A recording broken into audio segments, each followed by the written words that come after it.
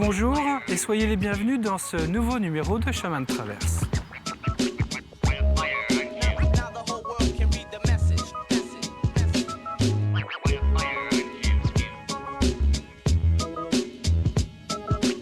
Cette semaine, dans votre émission Chemin de Traverse, je vous emmène au Sables d'Olonne à la découverte d'un ouvrage historique exceptionnel et en plus de ça particulièrement bien conservé, c'est le blocos hôpital de l'abbaye Sainte-Croix.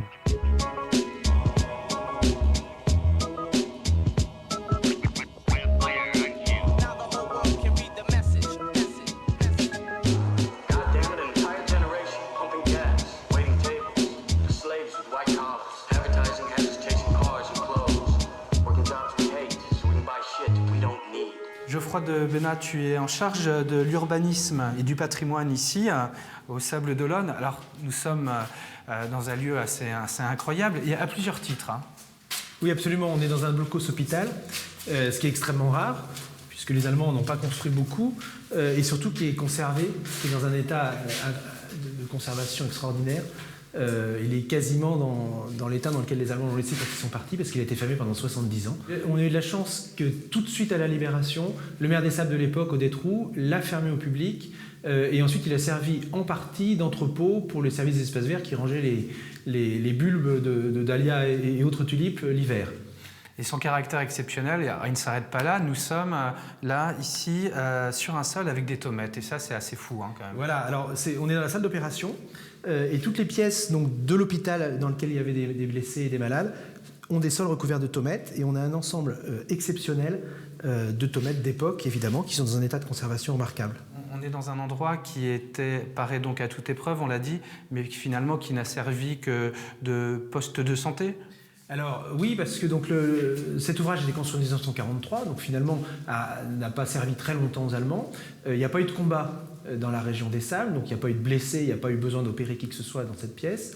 Par contre, effectivement, le service de santé allemand avait des médecins, et donc la routine avec les vaccinations, les suivis, les maladies bénignes, ça a servi plus de poste sanitaire que d'hôpital, effectivement. On est un peu comme dans un sous-marin alors ici. Absolument, puisqu'il n'y a que 2 entrées, enfin 3 entrées plutôt, aucune fenêtre.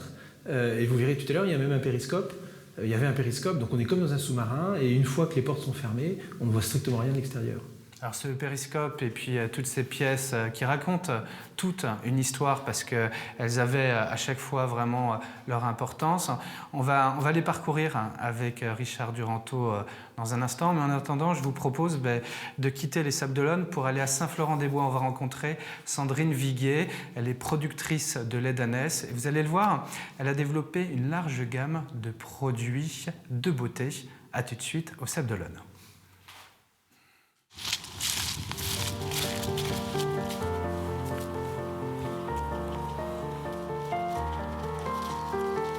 C'est ici, dans les champs des Hautes-Crèches, entourée par ces ânesses, que Sandrine Viguier vit sa passion. Je crois que là, quand je suis au milieu d'eux, c'est ce qu'il y a de plus parlant. C'est vraiment un plaisir de travailler avec du vivant, avec des ânes qui sont des animaux très très attachants. C'était avant tout un projet de vie, avant même que ce soit un projet professionnel. Bon, ça valait le coup de venir les voir, ceux-là. Installée à Saint-Florent-des-Bois depuis 2011, elle possède au total 25 canons, mâles reproducteurs et femelles laitières. Et de 1 à 3 fois par jour, elle tresse ses ânesses pour en tirer leur lait. Donc le premier jet, hop, on l'enlève et on voit bien qu'il y a 2 trous sur chaque treillon. Ce qui explique qu'ensuite, on est obligé de mettre le pot assez près du treillon pour justement bien récupérer tout le lait. Si on le pose en bas, on risque de perdre le lait. Ouais, c'est comme tout, il y a un coup de main à prendre. C'est pas plus compliqué que de traire un autre animal. Une fois le lait tiré, direction le laboratoire où il est filtré, pesé pour être enfin congelé et envoyé dans le Morbihan. Ce dernier sera alors transformé en produits de cosmétiques comme des savons ou des crèmes vendus sous le nom de Cosmétane. Tous ces produits-là, Cosmétane, les formulations m'appartiennent. On les a travaillés ensemble dans la partie technique et ensuite dans la réalisation, dans la formulation scientifique, c'est le laboratoire qui me fait des propositions. Mais c'est toujours moi qui valide au final la crème. Les produits de beauté au lait d'ânesse n'ont plus leur preuve à faire car ils sont utilisés depuis l'Égypte antique. Tout le monde connaît les bains au lait d'ânesse de Cléopâtre. On avait Diane de Poitiers, pour être plus proche de chez nous aussi, qui utilisait le lait d'ânesse. Et c'était utilisé par des reines, parce qu'évidemment, on produit peu de lait d'ânesse. Donc il fallait beaucoup d'ânesse pour pouvoir produire ces produits de beauté. Mais c'est vraiment un produit ancien qu'on remet au goût du jour aujourd'hui parce qu'il a une vraie efficacité. Pour vous faire votre idée et avoir des conseils, Sandrine Viguier ouvre ses portes au public tous les vendredis de chaque mois à partir de 16h. Great Depression. Our Great War is a spiritual war. Our Great Depression was our lives. Nous voici de retour au Sable d'Olonne dans ce Blocos Infirmerie, un ouvrage exceptionnel. Et là, je suis en compagnie de Richard Duranteau. Richard, alors toi, tu habites ici, sur place, au Sable d'Olonne, pas dans le Blocos.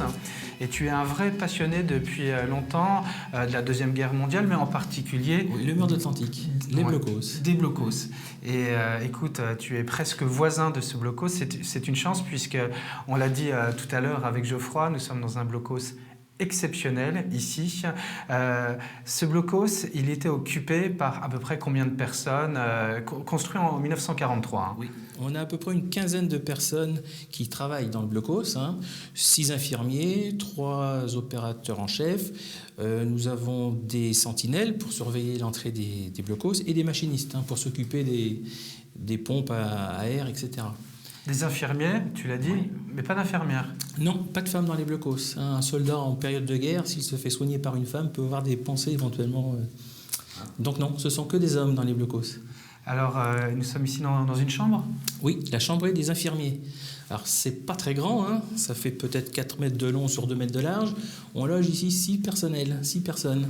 Sur des lits superposés le long de ce mur-là. On voit ici les accroches des lits. Un peu comme dans les trains, là. Voilà, sauf que ce sont des lits rabattables pour gagner de la place. Donc dans cette pièce, on a aussi donc forcément un chauffage, des bouches d'aération pour renouveler l'air si on a une attaque au gaz. Il y a un petit lavabo là derrière la porte. Et chose intéressante, nous avons au plafond un périscope. Dans un blocos, on est comme dans un sous-marin en fait. On n'a pas de vue sur l'extérieur, il n'y a pas de fenêtre, seulement des portes d'accès. Donc si on veut entrer et sortir d'un blocos en toute sécurité, surtout si on peut penser qu'à l'extérieur il y a des ennemis en place, on étudie grâce au périscope ce qu'il y a dans la zone. Et là on peut voir à 360 degrés Oui, exactement. L'arrivée d'un potentiel ennemi. Exactement.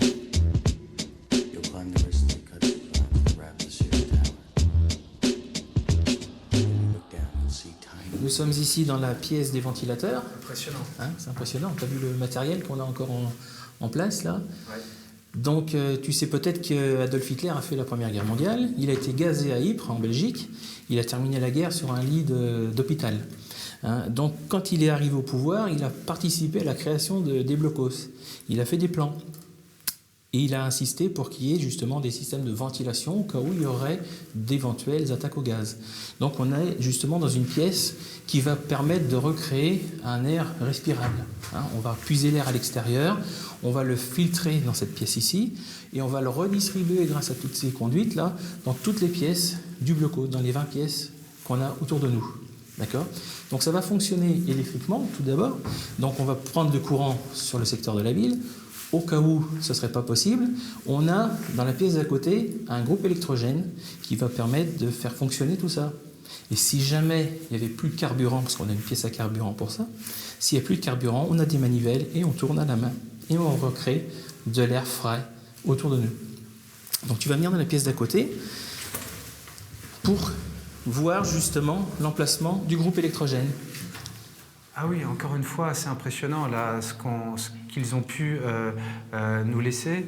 Alors ça c'est quoi ? C'est un transformateur aussi ? Non, ce qui est en haut, c'est un assècheur d'air, puisqu'on va puiser de l'air à l'extérieur qui peut être humide. Donc avant de le distribuer dans les conduites, la condensation pourrait se créer, on assèche l'air ici. Ensuite, on le répartit dans la pièce d'à côté pour le purifier avec plusieurs filtres, et ensuite on le distribue dans le blocos. Ah, c'est ça peut-être le transformateur. C'est le compteur électrique. Ok, d'accord. C'est quoi cette pièce, Richard ? Alors ici, c'est une pièce à double usage. Vas-y, descends les escaliers. Alors ici, il faut que tu imagines sur la droite une sentinelle là, qui va surveiller les abords du blocos. D'accord ? Il va être sur une estrade ici, pour pouvoir voir par le guichet. Et on a une inscription également sur le mur là. Bei Nacht kann ich intergeöffneter Scharte. Ça lui indique que la nuit, s'il veut surveiller ce qui se passe à l'extérieur, avant d'ouvrir la fenêtre, il faudra qu'il éteigne la lumière pour ne pas être vu. Lui. Hein, d'accord ? C'est un pense-bête en fait. Voilà. Les gars se renouvellent assez souvent, donc ils ne sont pas forcément dans l'optique de penser à éteindre les lumières. D'accord ? Deuxième utilité de cette pièce, on a le chauffage ici. Un chauffage qui va donc chauffer tout le blocos. Une autre inscription. Achtung, stopfen wieder einsetzen, sonst Todesgefahr. Attention, là, il y a un danger de mort. Hein. Une bombe tombe à l'extérieur, le gaz se répand. Si je ne ferme pas l'arrivée du chauffage, l'air peut arriver aussi par le conduit. Hein. Donc, on ferme tout. Maintenant, si tu veux, je vais aussi t'emmener dans une pièce qui est assez intéressante. D'accord ? Bien volontiers, ok. Alors ici, nous entrons dans une chambrée pour une quinzaine de soldats blessés. Et si tu regardes bien les murs, ils sont noircis ici. Alors je vais t'expliquer pourquoi. Le 6 juin 1944, donc le débarquement a lieu en Normandie, d'accord ? Et progressivement, les troupes arrivent vers les Sables. Et donc le 27 août 1944, les Sablais, enfin les soldats qui sont en poste ici, se disent ça sent le roussi, c'est le cas de le dire. Il faut évacuer. Voilà, il faut évacuer. Donc ils vont amener dans cette pièce tout ce qui peut être mobilier, tout ce qui peut être document, et ils vont le brûler pour pas donner d'informations justement à l'ennemi qui va arriver. On laisse Donc, plus de traces, quoi. on ne laisse plus de traces, on ne veut pas que le blocos soit réutilisé, hein, surtout pas donner d'informations. Donc on va tout stocker dans cette pièce-là, on va fermer les portes et on va tout brûler.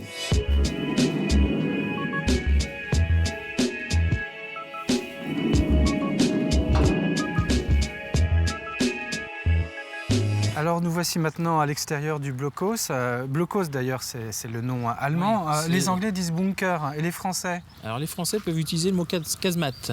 Hein, une Qui est beaucoup casemate, moins courant. ouais, c'est plutôt un abri pour des pièces d'artillerie, on va dire. Hein. Le terme générique, ce sera bunker, on l'utilise partout. Mais les Allemands disent bien Blockhaus, hein, c'est un abri fortifié. Alors, je vous rappelle qu'ici on est situé dans le parc du musée de l'abbaye Sainte-Croix. Le blocos infirmerie qui est là. Il y a un projet autour de cet édifice, un projet de musée. En été 2017, le blocos deviendra un musée ouvert au public. Voilà, donc c'est une aventure intéressante pour la ville des Sables-d'Olonne et pour tous les passionnés comme toi qui pourront découvrir ici quelque chose de pédagogique, d'historique très intéressant et surtout unique. En tout cas, Richard, merci beaucoup de nous avoir présenté ce blocos. Et puis moi, je vous dis à bientôt pour un nouveau chemin de traverse.